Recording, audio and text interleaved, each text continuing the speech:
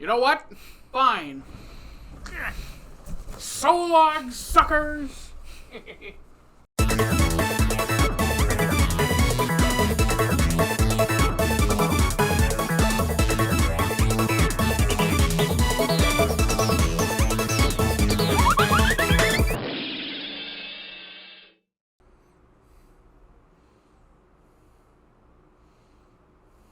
Hello, everybody, and welcome to Dimlits, where we are not the brightest bulbs in the box. But we're lit.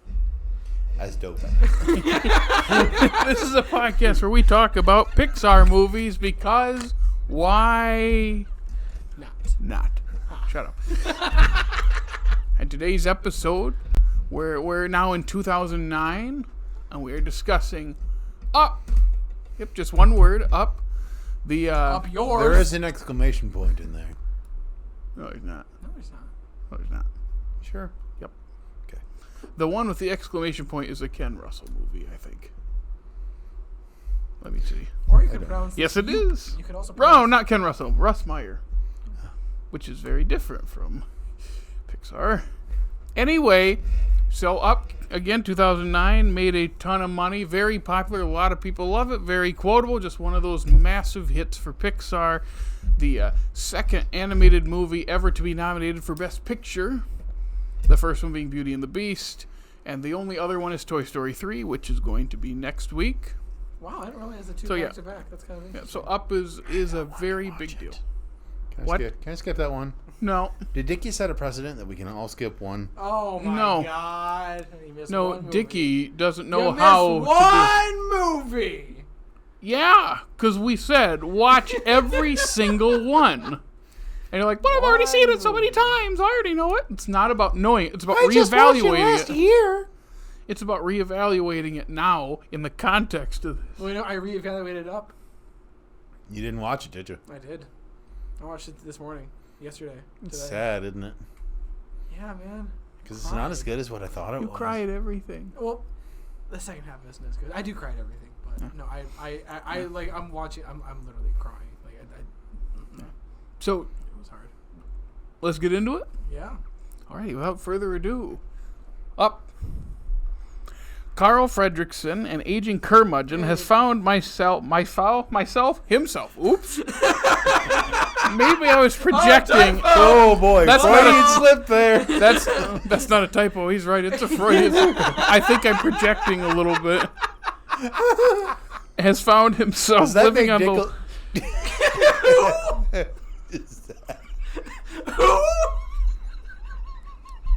Does that make Nichols your Russell?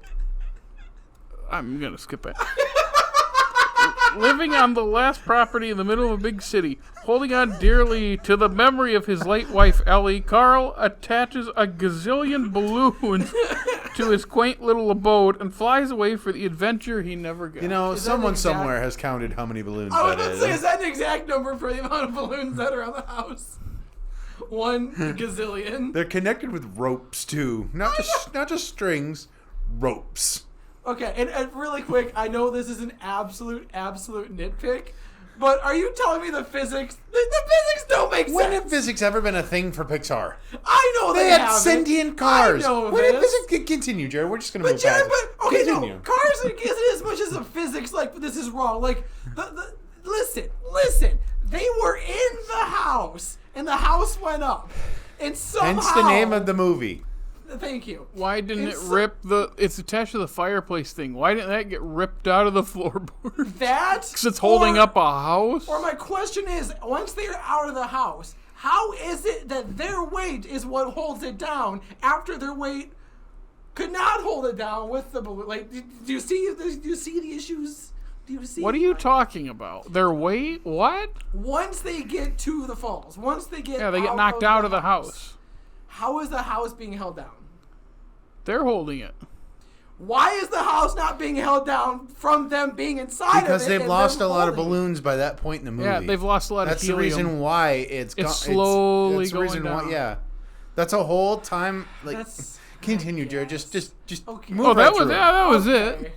Okay. So this is the 10th movie in this catalog. We're starting to get near the end of, again, as I mentioned, probably in the past, the golden age, the Toy Story 3 being the last one in that era. And as Jake and I were talking earlier, it's like, for as much as this rewatch has some new thoughts on our part, having Ratatouille, WALL-E, and Up 3 years in a row is quite a run, because some people add Toy Story 3. I don't think it's on the same level as these three, especially Ratatouille and WALL-E. The last 10, 20 minutes are. I think it's a better whole movie from start to finish than Up. No. Whoa, hold on. He's talking about Toy Story 3. Toy Story 3. From start to finish is better than Up? Yes. When you do Up from start to finish. If I'm talking about Up, your first 20 minutes, like the I'm sorry, I black out at bad ideas. What? I stand. I mean, obviously, the first 20 minutes of Up makes everybody cry. That's just a 10. given. He's not done with his stick yet, right? I'm not. No.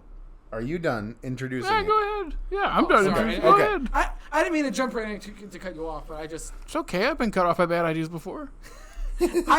And don't get me wrong, I like Up. I think Up is a great movie, but I think everybody remembers that first 10 minutes. Yep. And I yeah, that's exactly what it is. And I know we were talking about Toy Story 3. Just like nobody remembers any of that movie other than the last 10 minutes. That is true. It's the complete opposite effect. It's the complete opposite, but I truly think... Maybe if you put the beginning of Up and the end of Toy Story together, that's it would make a good movie. I mean, I still stand by, I think I like the fat part, the fat story of the fat. The fat story. Okay, I'm saying the fat, but I mean like the first big chunk. He means the unnecessary story of Toy Story 3. Yes, I think that is more entertaining than Up. I won't comment on that until next week when I can watch. That's Toy Story next 3. week. I know that's next week. I know. Yeah. But it sounds like all of us had a similar reaction of Up is good. People love this movie. I don't like it as much as I used to, and I think it's because after you get once they get to Venezuela, the story becomes much more basic. Yeah. It's instead of it being something more personal, Where did the it guy becomes get all much the dogs more from? That's a very good question. I know you're hung up on Or is that. that any of his food or water or trapping supplies or? Well, he gets once he gets all the dogs, they help him with that stuff. But where do they get breeding? What? I mean, he had to breed them that long. I mean, yeah. For that that's long true. to keep having a supply. How long did he say it was up there for? It was a while, right? It's got to be. Wait. We looked it up. He's 92 years old. So that's and he was 23 when 60, he left. 59 years. Is that right? No, 69 years. 69. Wait. So Yeah, 92, 23. Okay, 92. Yeah, 69 years. Nice. He was gone because Carl is like 78. So he was a little bit. Okay, Yeah, so that's he's up there for a while. So yeah, that's how long he's been there. I guess that would You know, it actually brings up something pretty morbid that I thought about while watching it this time. I go, so Carl brought a supply of food and water. Mm-hmm. He's going to run out. He's planning on just dying. Yeah. Like it's not like anything new, but when I thought about it, I go, that's a little dark. He's like, yep, I'm gonna go. I'm gonna go through my supply, and once my supply's out, I'm just gonna die. I think that would have been a better movie than what we got. I'm just saying, it's like that's. But then he has Russell with him. I know. Which Russell's fun. Which makes sense because it's. I mean, my state-of-the-art GPS. We can't be lost anywhere. That's in that same vein of close-up, far-away perspective jokes. That was the thing I laughed at the hardest in the movie. It was. I also like when he's thinking of an idea to get load him off on top of a building, and and he drops him. Nope, that's not gonna work.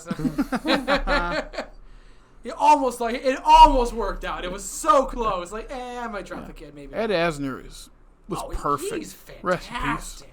He's so. I noticed this time too. Half of his performance is just grunts and groans. He just goes. It's a regular old Jared performance. Mr. Fredrickson, do I dig the hole before or after? What does he say? None of my concern. None of my concern.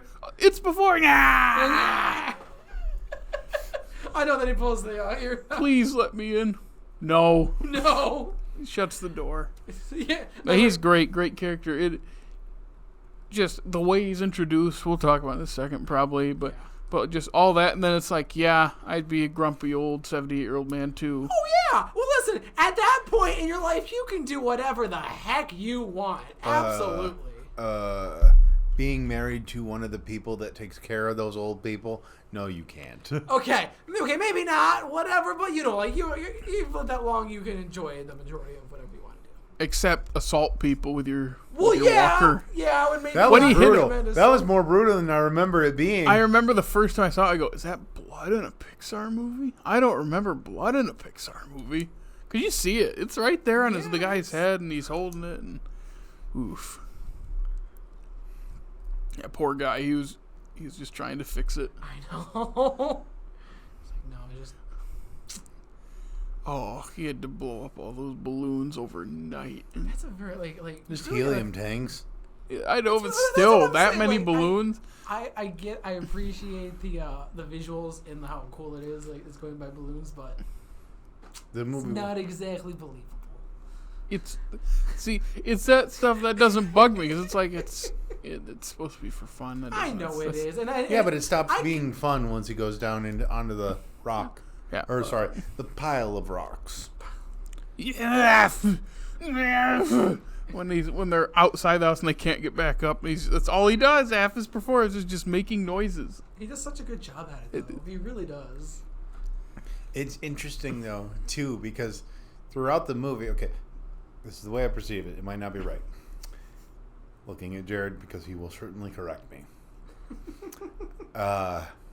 It's interesting because he goes from talking through the house to Ellie to talking to the house like it's Ellie. It's an interesting way to subtly show the change in the the way the character perceives what he's attached to. That's a really interesting point. Which I wish they leaned into that more. Yeah. It's because like, That's a very interesting point. You want to know? Sorry. Go ahead. I hate that my brain just automatically went to this. You know what we just watched a couple weeks ago? Monster House. And so all I can think about is the mouse embodying his long love. Ellie would never do that. No, Ellie would never. Absolutely not. But like, Although maybe she can't have kids. Although I have a question: is it that she can't have kids, or is it that she had a miscarriage? I think it's both. I think that it easily could have been whatever you interpret it Both? as. Yeah. I don't think that has to be. It seems to be she had a miscarriage, and then it's probably good. We're assuming that she probably isn't able to have children. Okay. Which I get because obviously that makes sense. Russell is a big part of that. I just wish that would have focused more on the. Yeah, they have moments like when Russell talks about eating the ice cream with his dad, and it's like it's funny. All I remember is the boring stuff, but that's like the best stuff. I go, that's good. Lean into that. I know. I'm like when he said that line, I'm like, whoo, there goes the heartstrings. Oh, I'm feeling But at that one. point, they're on the rock. Yep. So, Again, I wanted them to lean more to that stuff, and what am I saying? I don't know.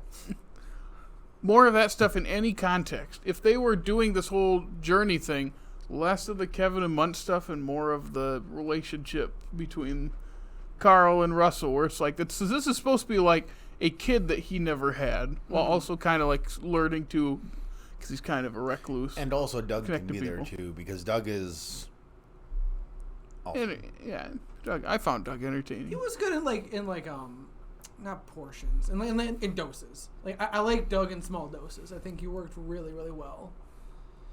But yeah, The scene where when he gets there and he's looking through the adventure book, and then he notices that there's more to it. That was getting to me. That's interesting because you wonder why he never turned the page past that. It hurts too much because it's I was stuff gonna I'm say going it's to do, literally and turning the page. But you would think he would have done that when his wife was still alive. no. Unless the idea is that she wrote it while she was in the hospital. That's what. I never caught that. Yeah, because it's when he pushes the balloon over to her like she did for him, and she's looking through the book and she closes it. Again, those opening, that opening montage is the still movie. Feeling like I still feel like I'm about to just choke up and start crying. And it works so well because there's no actual dialogue. There are people cheering or making it, but it's mostly through the physical acting and the music. Can you imagine being? So we said he was like 6 or 8. 9. 9. Okay. So he was like 9 at the very beginning. Can you imagine being attached to someone for like 70 years like that? Yeah. Yeah, honestly, that's just amazing. Also, the two, their two families are always get me. Hers they filled up the whole side. They're jumping up and down, yelling and screaming. And his side, there's a couple of them, and they're all just. Yeah, it was good. It's so like who did the music for this again? I think it's Michael Giacchino. It's Giacchino. He won. I believe he won for it. Oh yeah, I can just look down. But yep, he won for score. Probably his best score that I've heard. It's so like I like the Ratatouille score better still, but this is that's also him. I think this is probably outside of Toy Story their most recognizable music. It's the first one of the first ones that I actually like bought. I like because I think I would go back and buy this legitimately, like on like an actual like record. Like this would be such a cool record to have, like of the. Because isn't that an oboe? It sounds like an oboe to me. I'm trying to think. Well, there's a piano I know in there. Yeah, I might play it, but I think it's a piano playing the main melody. Oh no, it might be a horn with a mute. That might be. Could be that too. Horns are pretty, like French horns or English horn, whatever. Those are pretty. I will say it's similar. This is a funny, weird comparison. But we went to a wedding a couple weeks ago, and they played Rock Lobster. Yeah, and it's got that riff, and it's like, yeah, if I found a riff that good, I'd play it the whole 5 minutes. Oh, it's the same with this melody. It's like, if I found that melody, I'd put that in, not only because it's supposed to be a motif, I'd put that in every part of the score. Oh, absolutely. It's just so it's so good. God, I love. There's only one part of the score that isn't him, and that's when Carl wakes up and he's like going down the stairs and the mover thing. That's an older thing. Really? But it matches it perfect. It's just one of those. Yeah. Like that's the only bit of the score that I know. Okay, because I heard it once. I go, isn't that from Up? And then I remember, no, this movie's like it was some movie. This movie's older than Up. Mm-hmm. This is just something that exists already. But that's the only part I noticed where I was like, okay. So everything else I hear is the music. It's one of those moments of like, oh, that's not from that? Oh. Yeah, it's such a weird, like, why he chose like that one scene to not include the Up music. I don't. It's because it matches it. It does. It's so weird that they chose, like, just a random song, or not just a random song, but they didn't have write it. Yeah, I noticed something interesting in that opening. He's sitting at the table, and he's by himself, and for some reason, and it's got to be just, it's probably pretty evident. The camera's looking through a doorway on the table where he's here, and then Ellie's spot is empty. But it's not centered. It's cutting him off a little bit to focus on Herbie. So I guess I know what it is, but I just remember like, I never noticed that before. It's the emphasis is on the empty spot more than him. And then when they get to the part where the chairs are on the cliffside, they're in the center. Yeah. It's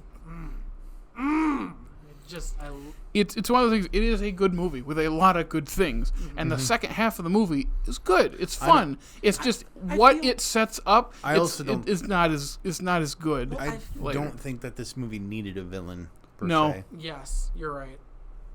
Like as much as I enjoy the dogs, they don't need to be there. I'm not gonna lie. Kevin doesn't need to be there. Where what's the bad dog's name? Alpha. Alpha, thank you. Like when he had the high pitched voice. Oh, that's so funny. He's high pitched. Couple moments made me laugh. Like I know. that made me laugh. But then everything else, like yeah. Oh, I makes just you laugh like, as a kid. It does, and that's where I'm glad you mentioned makes you laugh as a kid, because like I feel like this is maybe the least it's gonna be a weird way to put this, but the least well mixed Pixar film. And the reason I say this is because I feel like the parent parts and the kid parts I feel like are more separated. Where I feel like as in other movies, it's more mixed well together. It feels a little more seamless. I wonder. Let me. Like, I do you guys get that at all? Like, it feels like. So it's I more... think with these 3 movies, probably in particular, there are 2 very distinct, very separate parts. Like, there's very clearly a first half and a second half, and all 3 of them kind of feel like different movies. I don't know about Brave's, not really like that. Cars 2 is. Cars 2. Whatever it is. Monsters University, is it kind of like that? I've only seen it once. I mean, Same. I've only seen it once, but I don't think it was. Basically, we're in that section of them where part of the movie is good and the rest is fine. Or like part is great and the rest is good. Yeah, the standout part isn't the whole thing. And you're talking mainly WALL-E up Toy Story 3, right? Where it's like that's one of the acts. Yep. Or one of the halves is good. Yeah, I wouldn't even say the second half of Toy Story is good. It's just like the last 20 minutes of it. It's just Andy saying goodbye. Like, no, them the garbage disposal is the what got me. The garbage disposal? Is that what it is? The incinerator. The incinerator. Okay. You're gonna say, wow, that's a pretty big I was garbage. gonna say, yeah, that's a Well, really big... it's in a garbage thing. It is. Dump. There you go. Yeah. That's what I'm thinking about. One of the things I noticed about Up that I have not noticed in the past, particularly when it comes to when they're interacting with, what's his name again? Muntz. Charles Muntz. Muntz? Yeah, the villain, right? Yeah. Charles Muntz. Is how Carl sees himself in Muntz. And I think that is what saved it for me on this viewing, because I was really just not having it once they landed. And then there was that interaction. I was like, yeah, he kind of sees himself in that, doesn't he? Like, because Muntz is not able to let go of what people think of him, and he's not able, and Carl's not able to let go of his house. Even after that interaction, like, he still takes the house with him. I appreciate that as an older person. I know it always comes back to my age, but I appreciate that as an older person. The thing that, again, and this is dumb that I'm micro-analyzing a Pixar film like that, is like, why would the scientific community assume that Muntz faked this whole skeleton that he has? Yeah. Fame and fortune. But it's a complete skeleton. Like, I know they've been faked before, but faked because they analyze it like, this can't be real. Yeah, but they can analyze and see that it's real bone, and if they can't match it up to anything else, then although we are like talking about the 30s, the 40s. That's fair.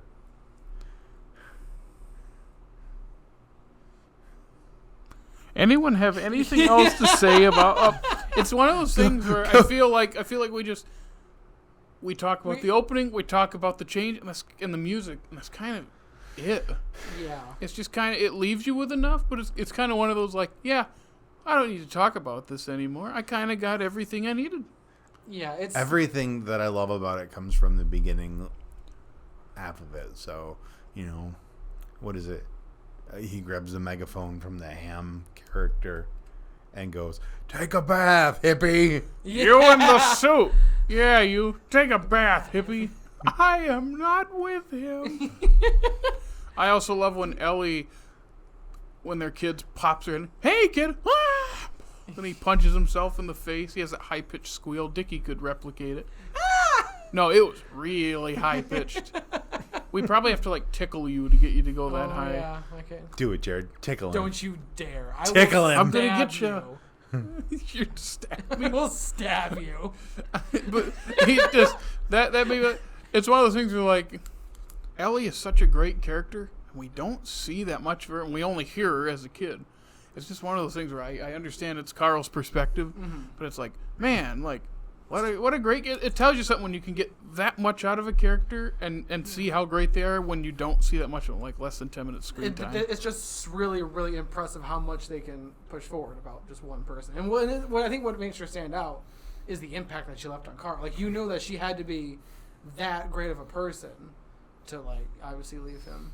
And that thing she writes in his book really got to me. It's, "Thanks for the adventure. Now go have another one." I was like, Man, and he bought the tickets. He bought the tickets, and it was too late. That's what kills me. It's like... This makes... Guys, it's so sinking sad. It's so good. I did have a question as I was going through this. So, when they land, he says, we have to get to the falls before... The helium in the balloons runs out. Is that a time clock for the movie? A ticking time bomb? Yeah. Yes. Okay. Because the house is slowly sinking. But it really only sinks in like 2 different parts or 3 different parts. Yeah, well, he loses a bunch of balloons a couple times. Remember the fire underneath the house causes a lot of them? That was really interesting. He goes to save the house. Okay, in that one I was like... It's like... Yeah, I would have gone to the house as well. Sorry, Kevin. I would have gone to the house. What was interesting to me is he was trying to save the house and not stuff inside the house. Yeah.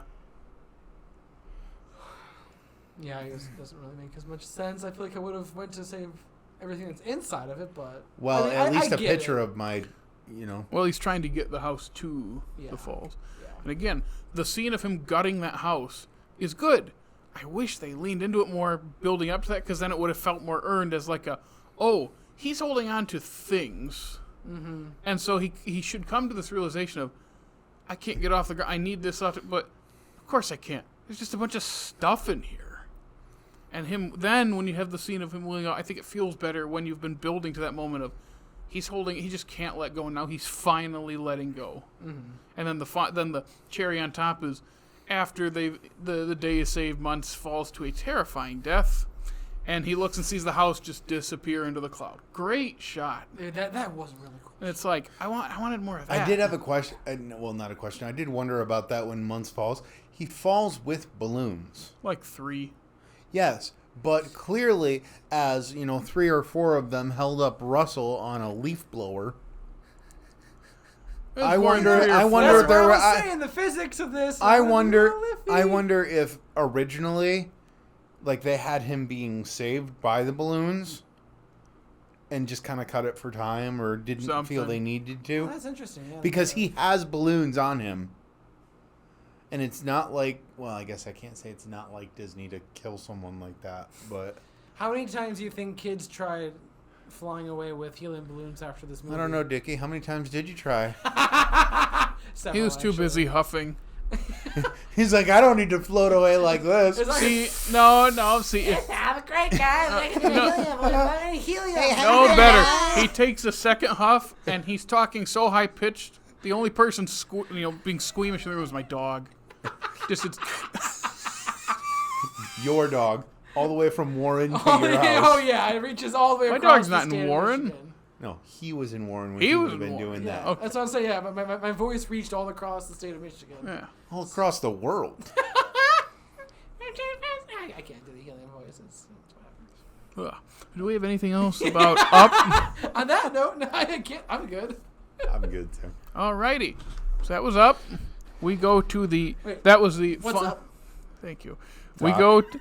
That was the final movie of the decade for Pixar, their second decade. We go into the 2010s next week with Toy Story 3, boy. A massive, massive hit. Many people claim it's their favorite Toy Story movie and their favorite Pixar movie. And, of course, they are wrong. Yeah. Well, I mean, they can like anything they want. For a second, I really did think Toy Story 3 was one of the best ones. It's the only one I own a physical copy of. It dropped back down after rewatch in time, but like after I first watched it, I was like, but that's for next time. It is. Nice little tease. Dickey. Next time. Where can they find us? You can find us on all the social medias, at Twitter, that's owned by lovely Elon Musk, at Facebook, that's owned by... only Elon Musk right now. Elon Musk. So if you're still using the app, we're on there. We're also on Instagram. We're on Facebook. We're on TikTok. I like our TikToks. And then Good for you. you can listen to us on Spotify, on Apple, on Google, on Stitcher, On Donner, on Blitzen. any of the podcasting websites. It's not that month yet. Make sure to rate us, and also like us on YouTube. Subscribe, comment, tell us how we're doing. Tell us what you like. Tell us what you don't like. We want to hear from you guys. Bye. There. No. I just want to see if you're going to add a little... You're waiting. I look over, you're going... And then I wait, and then nothing happens, and then bye. So, yes, from all of us here at Offset Media for Dimlit, we'll see you next time. Ciao. Bye.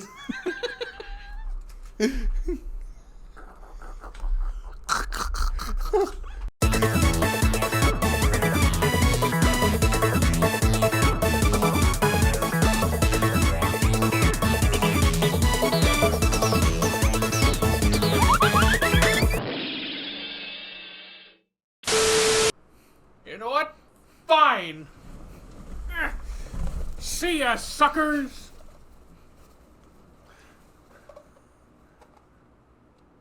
We're inside. This wall's cold. That's how I know. That's going in the bloopers. Yep. Yep. You were laughing at the laugh. Your little going as slow as you physically can. That was as slow as I physically can because Okay. my knees are about to give out. Go!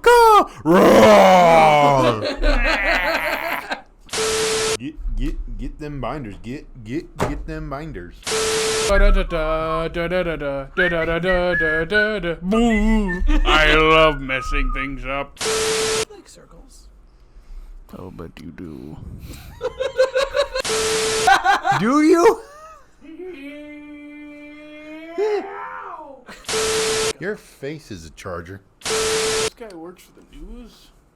No wonder I never get to see any of it. Not funny. Ah!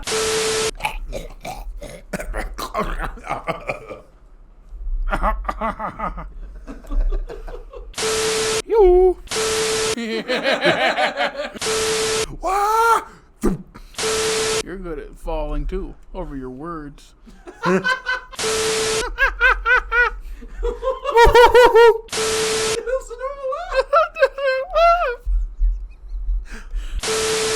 Have anything else to say? You gonna be quiet during the episode too? He can't hold it Ooh, in. Whoa! an improvement. Jared, you know he can't hold it in. Hold it in. Ha! Damn it. Welcome to Pretty Patties. May I take your money? We want a refund, Krabs. What? Your stinking patties turned my face purple. Oi, look, I got under me kill. Just look at our tongues. The one is normal. What's wrong with yours? They turn off the lights. Well, I'm money back. All 46,853 of us. Hey, where'd he go? Ah! And they're running after him, and they leave a rainbow behind him.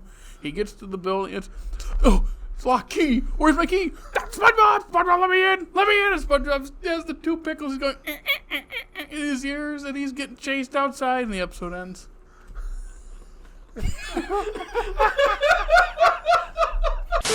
Now do the whole episode. Well, it starts with them all sitting in the Krusty Krab, and there's a bunch of spider webs. The Krusty And Krab SpongeBob pizza. keeps cleaning up one, and then the spider remakes it, so he cleans it up again. Then the guy drags his body, and he's like, food, water, no food, no water, 3 days. He's like, SpongeBob, wait, you have money, right? Yeah, SpongeBob. Then the guy's like, what's the theme here? Underwater? It's boring. Food, water, atmosphere. Atmosphere? People don't come to restaurants for atmosphere. They come for food. We should start.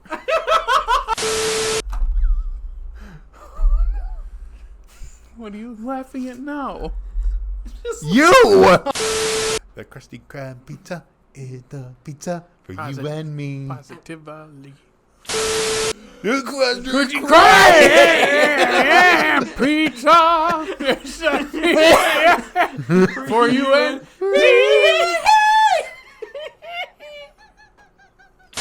Hold on there, Jethro. Ready to talk about Up? What's up? Not much. What about you? There's a snort at the sign of respect. Except he did it at his own show. I don't know whether I should laugh or feel sorry for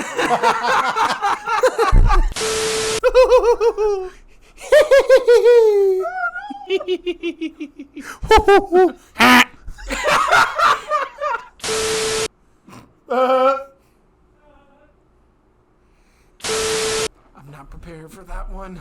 Are you sure we can't all just have a skip? Oh, But Dickey had a skip. Oh my and he wasn't God. supposed to. But he had a skip. I know, No and skips. I wasn't supposed to. So, the thing about Up, I'll start because I'm brave, which not like the movie. What, you're not a bear? You're not the bear. I'm not the bear. Mother, you're a bear. And I turned you into one.